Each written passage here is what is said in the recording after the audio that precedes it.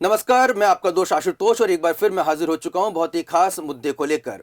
दर्शकों, भारतवर्ष में लगातार जो कहा जा सकता है कि हमें बाहरी आक्रमण से ज्यादा भीतरी गद्दारों से सावधान रहने की हमेशा से जरूरत रही है। और इतिहास गवाह है कि भारत जैसा एक समृद्धशाली राष्ट्र को अगर नुकसान पहुंचा है तो वो पहुंचा है हमारे ही देश के गद्दारों की वजह से।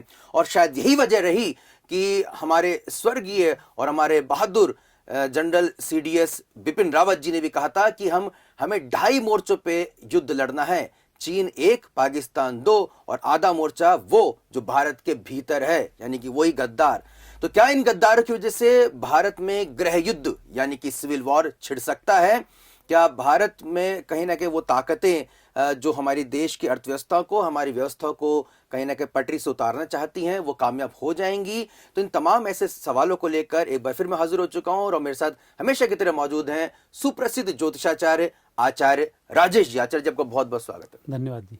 आचार्य जी, गृह युद्ध, सिविल वॉर, ये सुनकर काफी कष्ट होता है कि क्या हमारे देश में ही ऐसे लोग हैं जो देश में ही जो व्यवस्थाओं को बिगाड़ने में तुले हुए? हमने पिछले दिनों काफी देखा भी था, सड़कें जाम कर दी गई थी, चाहे शाहीन बाग की बात हो, चाहे किसान आंदोलन की आड़ में जिस तरह से आतंकवादी गतिविधियों को भी चलाया गया था, लाल किले पर भी जिस जो दृश्य हमें देखने को मिला था।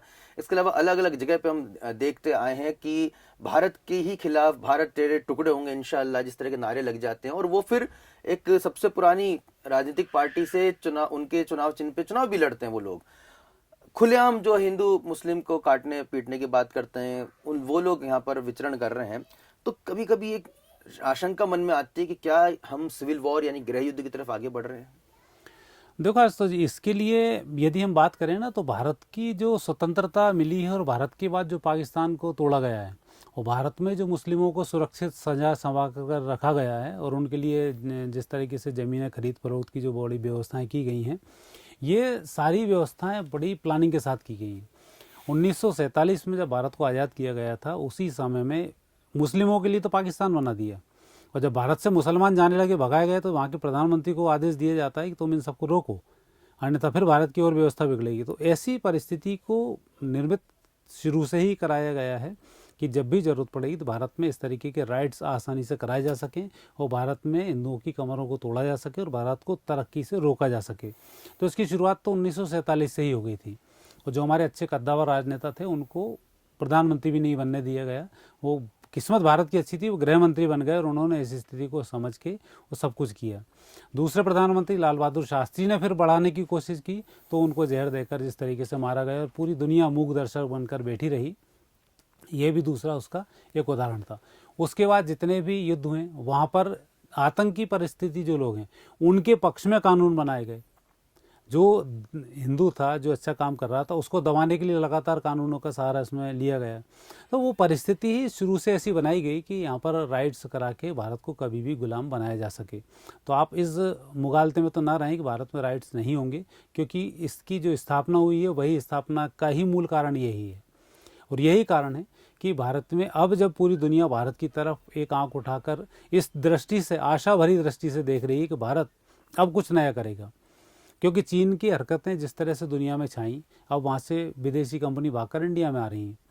इंडिया में ना आए उसके लिए चीन पूरी व्यवस्थाओं में लगा हुआ है कि यहाँ राइट्स कराए जाएं, हिंदू मुस्लिम के बीच में उलझाया जाए, नाना प्रकार की समस्याएं खड़ी की जाएं, ताकि लोगों में भारत के प्रति एक अच्छा माहौल ना बन सके। और परिस्थिति इसके विपरीत ये है कि हम फिर भी, हमें राजनेता ऐसे अच्छे मिले हैं कि उनके दम पर हम आगे बढ़ रहे हैं और हमारे देश को सुरक्षा प्रदान करना और बाहर के लोगों को अंदर बुलाना, उनकी एक योजनाएं जो चल रही हैं, योजनाएं लगातार कामयाबी की ओर जा रही हैं। तो उस परिस्थिति में आशुतोष जी, आपका ये प्रश्न है कि भारत में अंदरूनी तौर पर झगड़े होना, ये होना, तो ये तो एक निश्चित है कि जब भी कहीं विवाद होगा तो बाहर की जो शक्ति हैं वो एक अस्त्र का इस्तेमाल यहाँ भी करेंगी कि आप अंदर से इस युद्ध को फैलाया जाए, ताकि बाहर जो हमारी फोर्सेस व्यस्त हो रहें और अंदर ही अपना काम धीमे धीमे करते रहें।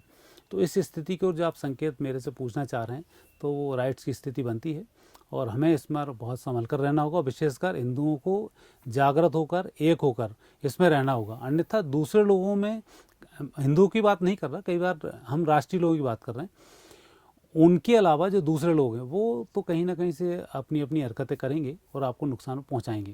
तो वहाँ थोड़ा सा शांति का परिचय आपको देना जरूरी है, नहीं तो राइट्स की स्थिति इसमें जरूर बनेगी। आचार्य जी, कब तक इस तरह की आशंका आपको बलवती नजर आ रही है कि वो समय सीमा कब तक है कि जब हमें बहुत सावधान रहने की आवश्यकता है, क्योंकि भारत के जो दुश्मन मुल्क हैं पाकिस्तान और चीन इसी ताक में बैठ रहेंगे भारत कहीं ना कहीं इस गृह युद्ध में उलझे और वो अपनी हरकतों को सीमाओं पर अंजाम दें।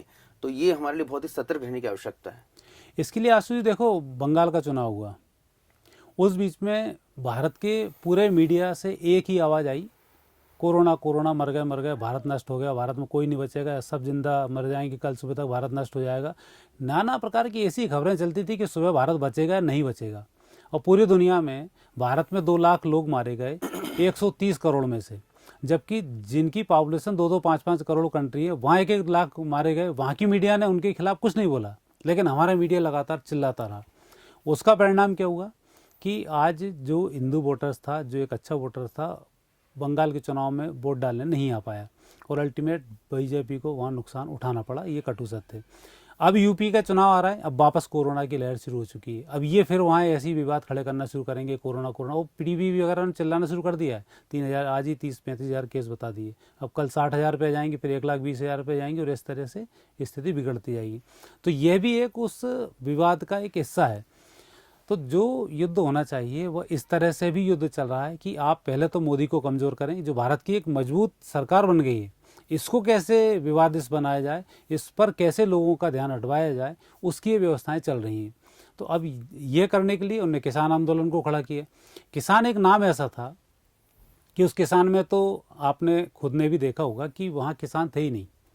किसान होते तो 26 जनवरी पे झंडा फहराने नहीं जाते लाल किले के ऊपर।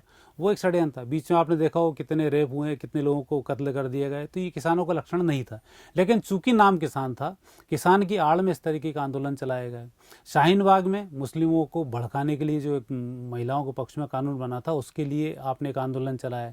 जो नाम कुछ और था, काम कुछ और है। तो इस प्रकार के छद्म युद्ध ही ये कहलाते हैं। तो ये स्थिति भारत के साथ बनी रहेगी। यहाँ जनता को जागरूक होकर यह देखना चाहिए कि सत्य क्या है और असत्य क्या है, नहीं तो ऐसी परिस्थिति लगातार बनी रहेंगी। तो अच्छा, इसमें एक मैं प्रश्न और लेना चाहूँगा अंतिम, कि क्या आपको लगता है कि जिस तरह से जो दंगों की त्रासदी हमने देखी थी, जिसमें लोग एक दूसरे को मारकाट करने के लिए उतारू हो गए थे, ये स्वरूप गृह युद्ध का क्या इस तरह का हो सकता है? पहला सवाल। दूसरा, या फिर आपको लगता नहीं ये सिर्फ जो है व्यवस्थाओं को खंडित किया जाएगा, उसको कहीं ना कहीं विचलित किया जाएगा, ये स्वरूप वैसा रह सकता है? और तीसरा, इसके बाद मैं आपसे जवाब जानना चाहूँगा, क्या इन दोनों ही स्थिति और परिस्थितियों को क्या रोका जा सकता है? देखो, इसमें सबसे बड़ी बात ये आती, देखो इसमें बात में ज्योतिष से लगट के करूँगा। जब कोई समस्या खड़ी होती है, सरकार ने देखा कि सरकार अपराधियों के विरुद्ध में खड़ी है, तो अपराधी की हिम्मत नहीं है कि आपके यहाँ कुछ उपद्रव कर पाए।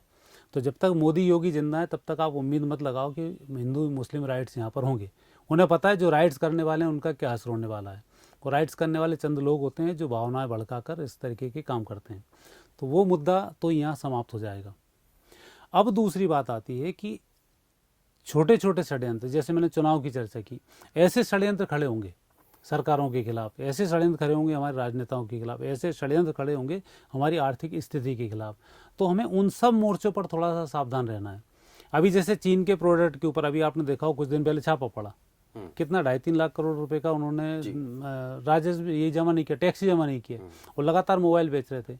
आप यहाँ इतने सारे, कोई कंबल लेके बैठा हुआ है, कोई विदेशी कपड़े ला के बैठा हुआ, आप कोई उनसे टैक्स की बात ही नहीं करते हैं। वो झुग्गियों में लोग आके बेच रहे हैं, सारे चीन के प्रोडक्ट हैं, वो सारे बिक रहे हैं, वो कोई टैक्स नहीं, कोई उनके रसीद नहीं काटते, कोई कुछ नहीं करते हैं। तो इस चीज़ पे हमें ध्यान देना होगा कि जो हमारी सरकार है, कि फुटपाथ पे जो माल बिक रहा है यही अरबों खरबों का बिक जाता है, उस पर आप कोई टैक्स नहीं देते, कुछ नहीं देते, वो सारा माल चीन का है। तो आपकी इकोनॉमिक स्थिति को तोड़ रहा है ना।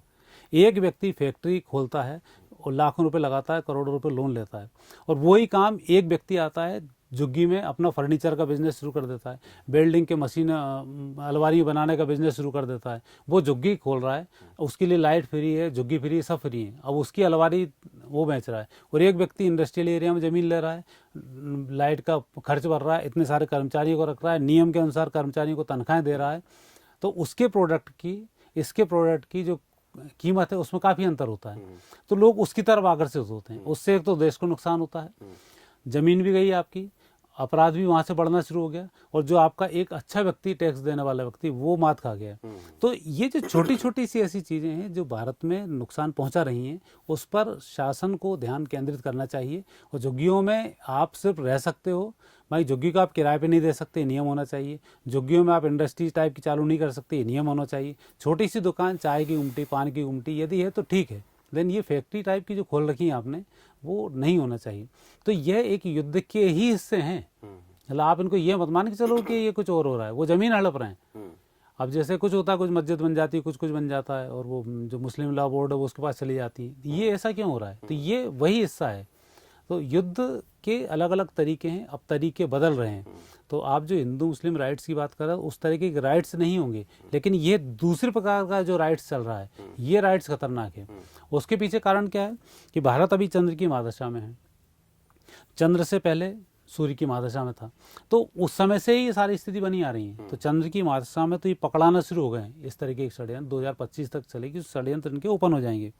वहीं अपने देश के अंदर पार्टियों की कुंडली देखते हैं, तो अब पार्टी सब बिखर चुकी हैं, और जो नेगेटिव स्थिति में वो भी धीमे धीमे ओपन होना शुरू होंगी। पर इसके लिए जनता को थोड़ा सा जागरूक हो जाए, तो जो घटना 30-32 में घटनी, वो 25 में ही घट जाएंगी, और हम बहुत जल्दी विश्व पर एक नया अपना जो सर्कुलर है, जो नए नियम है, जो भारतीय संविधान के नियम है, भारतीय संस्कृति के नियम है, वो मनवाने में लोगों से सफल होंगे। बिल्कुल सफल होंगे। तो कहीं ना कहीं आचार्य राजेश जी ने यहाँ पे हमें सतर्क भी किया है, आगाह भी किया है कि भाई देखिए, सिर्फ युद्ध के, गृह युद्ध का वो आप कल्पना ना करें कि सामने से कोई तलवार लेकर आ रहा है और दूसरा उसको तलवार और चाकू से हमला कर रहा है। ऐसी स्थिति नहीं उत्पन्न होगी और नहीं होनी भी चाहिए, इसकी हम यही कामना करते हैं। लेकिन अगर आप सोच रहे हैं कि सिविल वॉर नहीं चल रहा है, तो सिविल वॉर चल रहा है, उसका स्वरूप अलग अलग है। इसे आपको समझने की जरूरत है कि किस तरह से जमीन जिहाद चल रहा है, किस तरह से हमारी अर्थव्यवस्था के खिलाफ जिहाद चल रहा है। हमारे गौरव को नष्ट करके हमें सिर्फ भिखारी मानसिकता से ग्रसित कर दिया गया है, हमें सिर्फ सरकार के ऊपर निर्भर कर दिया गया है। हमें कोई भी आकर बोल देता है कि हम आपको फ्री में ये देंगे, मुफ्त में ये देंगे, निःशुल्क ये देंगे, तो हम उसके ये नहीं सोचते कि हमें कैसे दे रहा है, क्यों दे रहा है और किसका इसका परिणाम क्या होगा। हम उसको अपना महत्वपूर्ण और बहुमूल्य वोट दे देते हैं। तो ये कहीं ना कहीं ये भी उसी गृह युद्ध का हिस्सा है, जहां पर छद्म वेशधारी ये राजनेता आते हैं, जिनको कहीं ना कहीं विदेशी ताकतें सपोर्ट कर रही होती है, और वो अपने हाथ में जैसे कि सांता क्लॉज एक वो झोला लेके आते हैं, वैसे वो गिफ्ट का वो पिटारा लेके आते हैं, और आप उन गिफ्टों के लालच में आकर अपने देश को कहीं ना कहीं बर्बादी की तरफ आगे बढ़ा देते हैं। ये गृह युद्ध ही है जो लंबे समय से चल रहा है। इसके कोई दूसरा कोई स्वरूप आपको देखने को मिलेगा, इसके आशंका कम है। लेकिन अगर आप सतर्क हो जाते हैं और राष्ट्र के बारे में सोचते हैं और उसको अग्रसर करने के लिए सोचते हैं, तो निश्चित तौर पर थोड़ा त्याग और थोड़ा बलिदान देने के बाद हम काफी आगे बढ़ सकते हैं। इसी सोच, इसी उम्मीद के साथ फिलहाल इस एपिसोड में इतना ही। आप और कुछ जानना चाहते हैं आचार्य राजेश जी को, लगातार उनका मोबाइल नंबर फ्लैश हो रहा है, उस पर आप कमेंट कर सकते हैं, मैसेज कर सकते हैं। आप हमें यूट्यूब के जरिए भी अपने कमेंट्स और अपने विचारों से अवगत करा सकते हैं। अपने दोस्त आशुतोष को और आचार्य राजेश जी को दीजिए इजाजत। नमस्कार।